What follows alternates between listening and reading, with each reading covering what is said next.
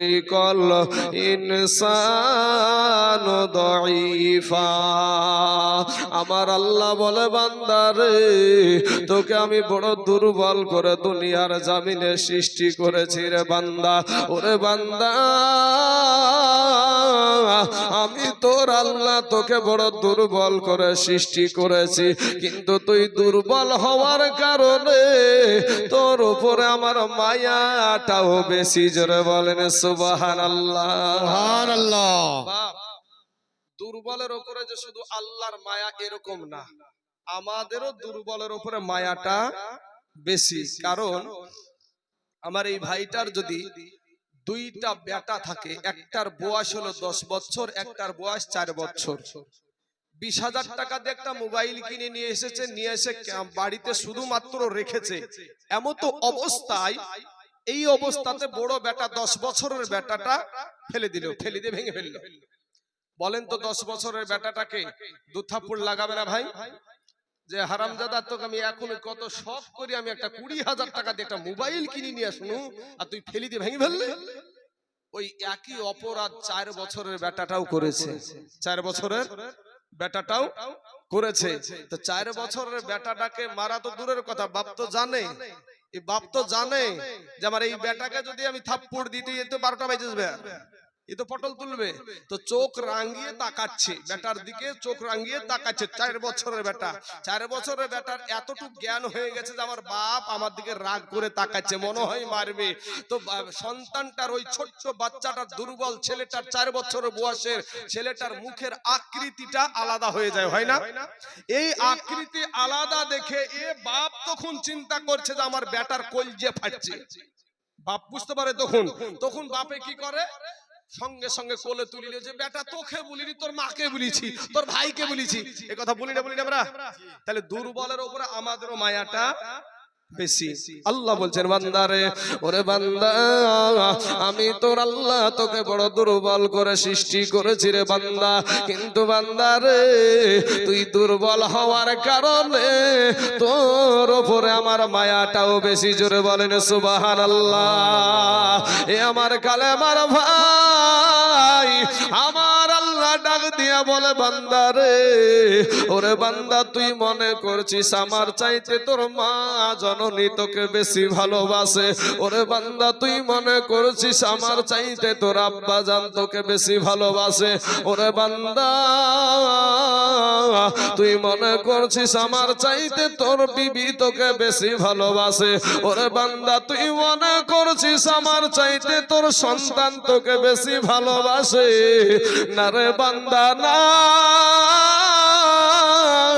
আমি আল্লাহর চাইতে তোকে কেউ বেশি ভালোবাসে না। জোরে জোরে বলুন সুবহানাল্লাহ। আমার আল্লাহ ডাক দিয়ে বলে বান্দারে, ওরে বান্দা তোকে যে আমি জবানটা দিয়েছি, এই জবান কার দেওয়া বাপ? কার দেওয়া? জোরে বলতে হবে যুবকেরা, আল্লাহর দেওয়া। তাহলে এই জবানটা আমার আল্লাহর দান। আমার আল্লাহ বলে বান্দা রে তোকে আমি জবানটা দিয়েছি রে বান্দা, ওই জবান দিয়ে তোর মা জননীকে তুই 1000 বার ডাক বাধা দেব না। ওই জবান দিয়ে তোর মা আব্বা জানকে 1000 বার তোকে বাধা দেব না। বান্দা রে তুই ওই জবান দিয়ে যখন তোর মা জননীকে ডাকিস, তোর মায়ের কলেজা ঠান্ডা হয়ে যায়। ওই জবান দিয়ে যখন তোর আব্বা জানকে ডাকিস, তোর আব্বা জানের কলেজা ঠান্ডা হয়ে যায়। বান্দারে ওই জবান দিয়ে তোর মাকে তুই ডাক, কোনো বাধা নাই।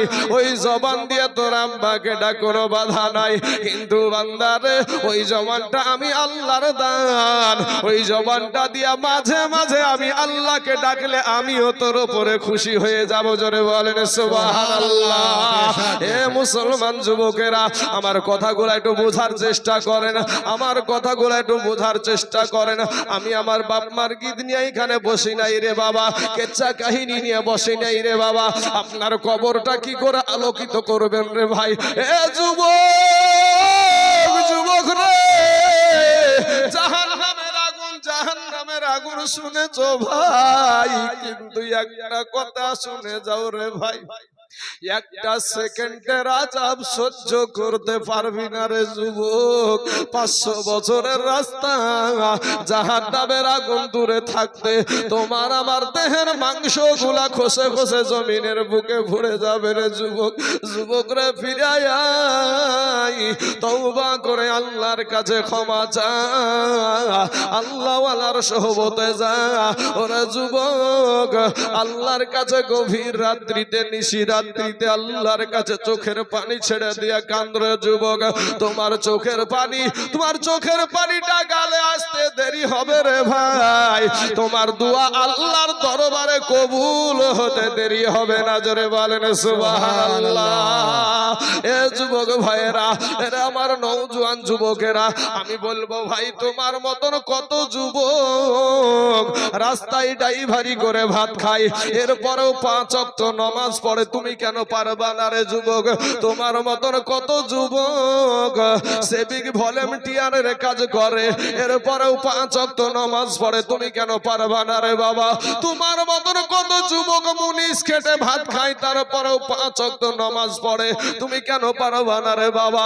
ওগো আমার মা খালা গো, তোমার মতন কত মহিলা সংসারের সমস্ত কাজ করে, এরপরেও 5 ওয়াক্ত নামাজ পড়ে, পর্দা করে, তুমি কেন পারবা না রে মা? তোমার মতন কত নারী কত বোন স্কুলে যায় কলেজে যায়, এরপরেও পর্দা করে যায় এবং 5 ওয়াক্ত নামাজ পড়ে, তুমি কেন পারবা না রে বোন? ফিরে আসো রে বোন, তওবা করে আল্লাহর কাছে ক্ষমা চাও। আমার আল্লাহ অতি দয়ালু, আমার আল্লাহ তোমার আমার জীবনের গুনাহকে মাফ করে দিবে। জোরে বলেন সুবহানাল্লাহ। আল্লাহ কোরআনে বলছেন ইযা জিলাতিল আরদু জিলজালাহা ওয়া আখরাজাতিল আরদু আসকালাহা ওয়া ক্বালাল ইনসানু মা লাহা।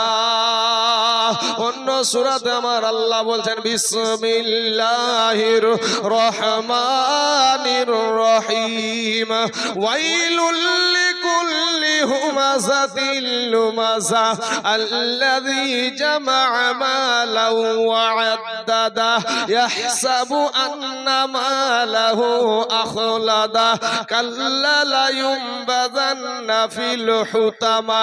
আর অন্য সূরাতে আছে রে বাবা আল্লাহাকুমুত তাকাসুর হাত্তা যুরতুমুল মাকাবির কাল্লা সাওফা তা'লামুন সুম্মা কাল্লা সাওফা তা'লামুন আরাআইতাল্লাযী ইউকাযযিবু বিদ্দীন ফাযালিকাল্লাযী ইয়াদুউল ইয়াতীম ওয়া লা ইয়াহুদ্দু আলা তুআমিল মিসকিন ফাওয়াইলুল লিল মুসাল্লিন।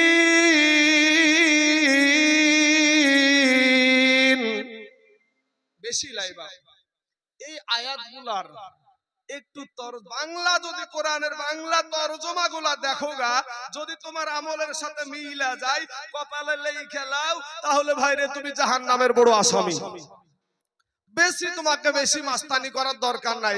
এখন তো বাবাজি কিছু ছেলে যুবক ছেলে বাবা মোবাইলে কিছু শিখেছে, শিকার পরে মুফতি সাহেব হয়ে গেছে। পীর আল্লাহর ওলিদেরকে বাবাজি কত গালাগালি যে দেয় তার ঠিক নাই বাবা। এই আল্লাহর ওলিরা যদি এই ভারতের জমিনে না আসতো, যারা গালি দেয় তার বাপ মা সব গালান কাফের হয়ে থাকতো। কথা বলেন ঠিক না ঠিক?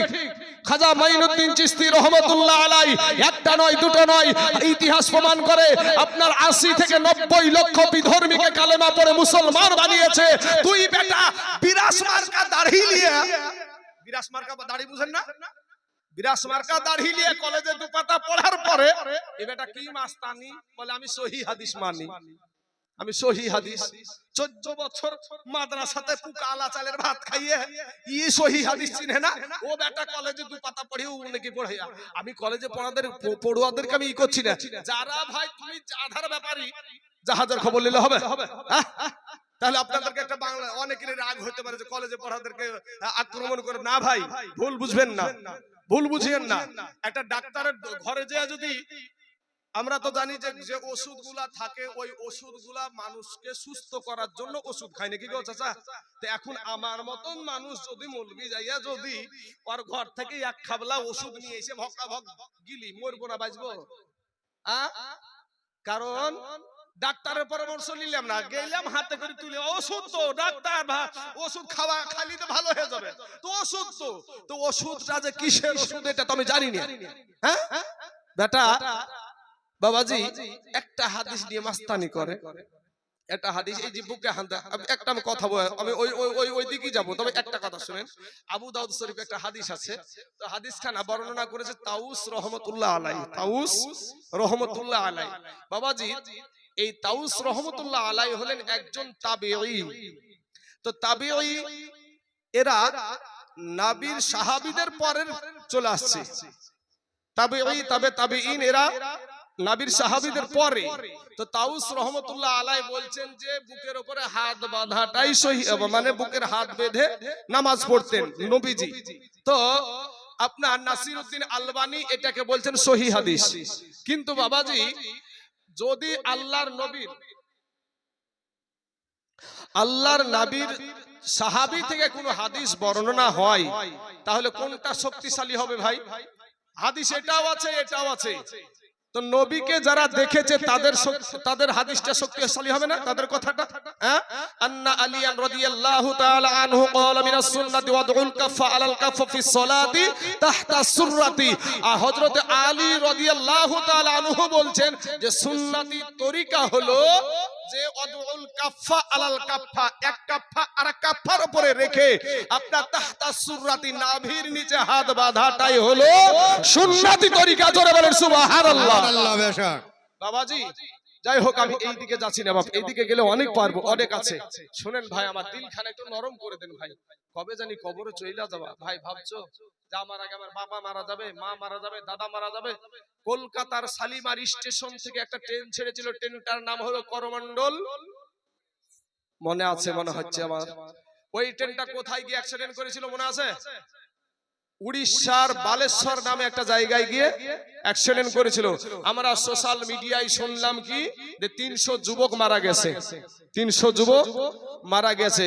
যুবক ভাইরা রে আমার বয়সের ছেলে আপনাদের গোরস্থান ময়দানে আছে, এখানে ছোট ছোট বাচ্চারা আছে, এদের বয়সের ছেলে আপনাদের গোরস্থান ময়দানে আছে। এরা মুসলমান আমার আব্বা জানের বয়স যতগুলো আমার বাপ দক্ষী মানুষ এখানে বসে আছে, এদের বয়সের মানুষ আপনাদের গোরস্থানে আছে। দুনিয়াটা কিছুই না রে মুমিন, আসার সিরিয়াল আছে, যাওয়ার কোনো সিরিয়াল নাই। তুমি যেমনি ভাবে এই দুনিয়ার জমিনে আইসরে যুবক, আমিও অমনি ভাবি এসেছি, তুমিও যেমনি ভাবে দুনিয়া থেকে যাবা, আমিও অমনি ভাবি দুনিয়া থেকে যাব। তোমার পরনেও 3খানা কাফন, আমার পরনেও 3খানা কাফন। ওরে মুসলমান তোমার কবরও 3টা প্রশ্ন, আমার কবরও 3টা প্রশ্ন। মুসলমান মাস্তানি করার কোনো সুযোগ নাই। ফিরে এসো রে ভাই তওবা করে আমার আল্লাহর কাছে ক্ষমা চাও। আমার আল্লাহ অতি দয়ালু রে বাবা, আমার আল্লাহ তোমার জীবনের গুনাহকে মাফ করে দিবে। জোরে বলেন সুবহানাল্লাহ। আজকে যুবক রে তোমার দিলটা নরম হয় না রে বাবা, আজকে তোমার দিলটা নরম হয় না, আজকে তোমার চোখ দিয়ে পানি আসে না, আমাদের চোখে পানি আসে না। কারণটা গুনাহে আমাদের কলবটা পাথর হয়ে গেছে রে বাবা। এই পাথরটা গলে না রে যুবক। যদি তোমাদের যুবক ভাই তুমি যদি এই কালটাকে পরিষ্কার করতে চাও তাহলে একটা কথা ওষুধ আপনাদেরকে দিয়ে যাই বাবা, তাহলে এইরকম আল্লাহর ওলিদের দরবারে যাইও। এ মুসলমান যুবকের আমার ভাই জানেরা, আতরের ঘরে গেলে আতরের সেন্ট পাওয়া যাবে, গোবরের কাছে গেলে গোবরের সেন্ট পাওয়া যাবে। কথা বলে ঠিক না বেঠিক? এ মুসলমান যুবকেরা আল্লাহওয়ালার কাছে উঠা বসা করো রে ভাই, আল্লাহওয়ালা থেকে দূরে থাকিও না। আজকে তুমি এই জায়গাতে আসতে চাও না, আজকে তুমি এই মাহফিলে বসতে চাও না, আজকে তোমার মাস্তানি ওরে যুবক আমার আল্লাহর নবীর সাহাবা সাহাবীরা কেমন করে ইসলামকে প্রতিষ্ঠিত করেছে একবার শুনে। এতটুকু কথা আমার মনে পড়ে গেল ভাই। মুতার প্রান্তরে যুদ্ধ হবে রে যুবক, এমন সময়তে কাফেরদের সৈন্য হলো 1 লক্ষ, আর মুসলমানদের আমার নবীর সাহাবীদের বাবা 3000, আমার নবী বানালেন মাত্র 3000, ওদিকে 1 লক্ষ কাফেরদের সৈন্য। এর ভিতরেও বাবা 3 জনকে আমার নবী বাবা সেনাপতি বানায়া দিলেন। ভাই যুদ্ধের ময়দানে সেনাপতি লাগে 1 জন, আমার নবী বানালেন 3 জন। নবী বানালেন 3 জন।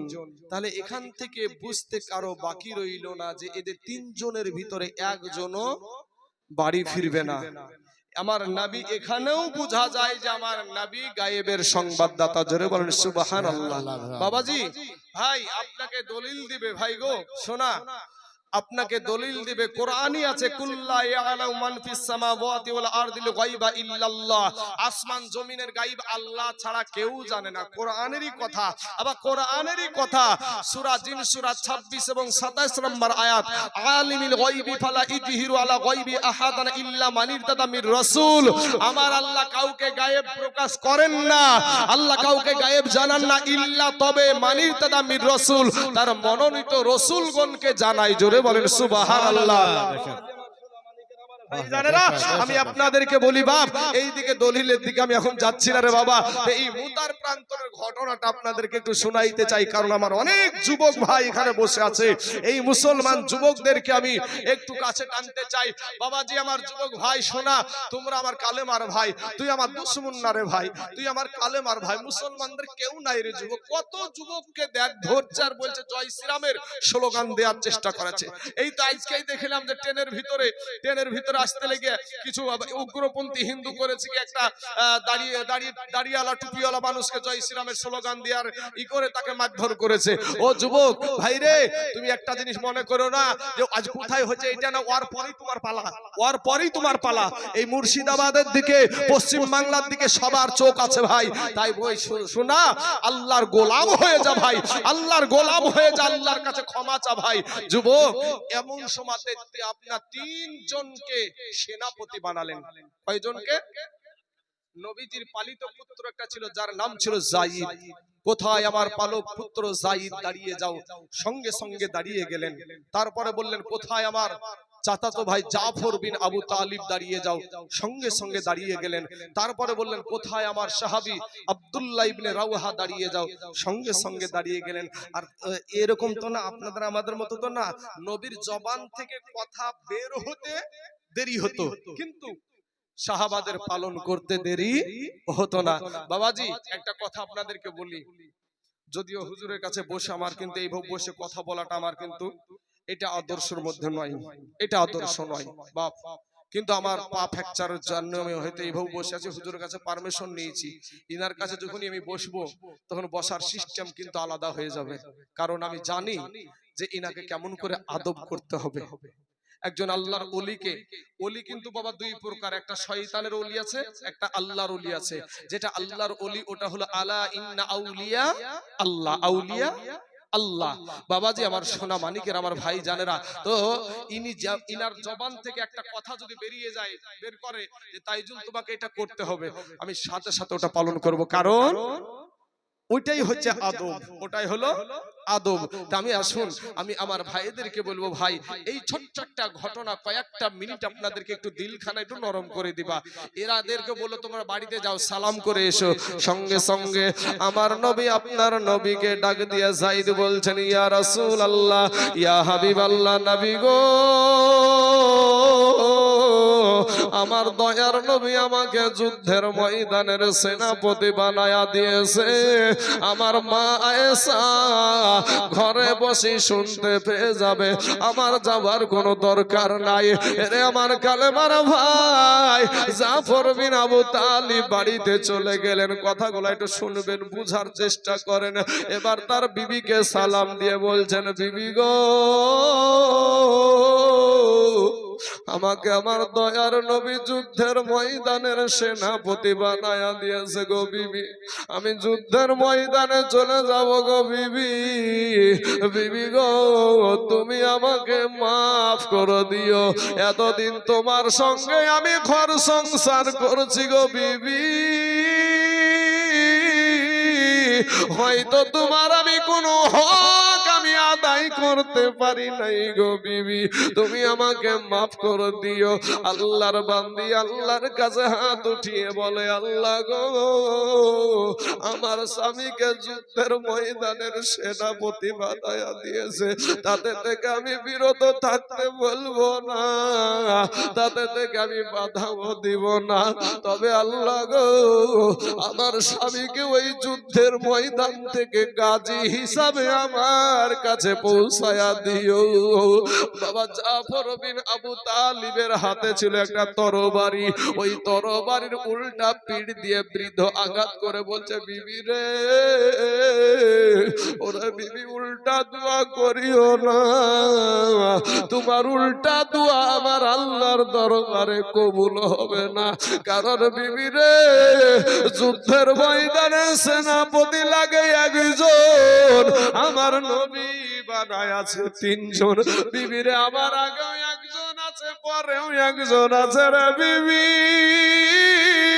নির্ঘাত আমি ওই মুতার প্রান্তরে শহীদ হয়ে যাব রে বিবি। বিবি রে তুমি উল্টা দোয়া করিও না। এ মুসলমান ভাইয়েরা, বিবিকে বিদায় নিয়ে চলে আসছে। ছোট ছোট বাচ্চাগুলা আব্বু গো বলে পিছনে পিছনে দৌড়ায়। বাবা একবারও পিছন ফিরে তাকালেন না। কারা কান্দে জোরে বলেন সুবহানাল্লাহ। 3 নাম্বার সাহাবী আব্দুল্লাহ ইবনে রাওয়াহা চলে গেলেন বাড়িতে, নতুন বিবাহ করেছে। বাড়ির বাইরে থেকে বিবিকে সালাম দিয়ে বলে, বিবি গো আমাকে দয়ার নবী যুদ্ধের ময়দানের সেনাপতি বানায়া দিয়েছে, তোমাকে আমি নতুন বিবাহ করেছি গো বিবি, কোন হক আমি তোমার আদায় করতে পারি নাই গো বিবি। বিবি গো তুমি আমাকে মাফ করে দাও। আল্লাহর বান্দি বলছে, স্বামী গো আপনাকে দয়ার নবী যুদ্ধের ময়দানের সেনাপতি বানায়া দিয়েছে, তাতে থেকে আমি বিরত থাকতে বলবো না, আমি বাধাও দিব না। একটা বার শুধু আপনি ঘরের ভিতরে আসেন। এবার ডাক দিয়া বলছে, বিবি রে আমি ঘরের ভিতরে যাব না রে বিবি, আমি যদি বাড়ির ভিতরে যাই তোমাকে দেখিলে আমার মনে প্রেম জাগবে, ভালোবাসা জাগবে, যুদ্ধে যেতে মন চাইবে না রে বিবি। বিবি ডাক দিয়া বলে, স্বামী গো খোদার কসম কিরা বলি গো স্বামী, আপনি যদি ঘরের ভিতরে আসেন আপনাকে কোনো প্রেম নিবেদন করব না, কোনো ভালোবাসা নিবেদন করব না।